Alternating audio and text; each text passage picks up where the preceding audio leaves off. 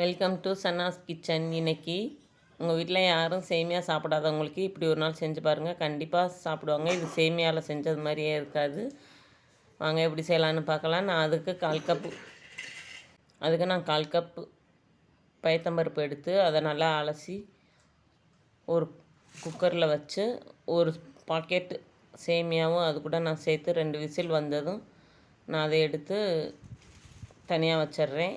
அதுக்கு பிறகு நம்ம ஒரு பாத்திரத்தில் 2 கப்பு வெல்லம் போட்டு நல்லா அது காய்ச்சிதுனதுக்கு பிறகு அதை வடிகட்டி நம்ம அந்த சேர்த்து வச்ச மிக்ஸு அந்த குக்கரில் இருக்கிற மிக்ஸோடு சேர்த்து தேங்காய் கூட நான் 4 ஏலக்காய் சேர்த்து அரைச்சி வச்சுருக்கேன். எல்லாம் சேர்த்து நம்ம சர்வ் பண்ணால் சேமியா பொங்கல் ரெடி. இதை நீங்கள் சேமியாவில் செஞ்சீங்கன்னு யாரும் சொல்ல மாட்டாங்க. இதில் ஒரு தூள் கூட சேமியா அப்படின்றது தெரியாது. அந்த அளவுக்கு நம்ம அரிசியில் செஞ்ச பொங்கல் மாதிரியே இருக்கும். டாட்டா.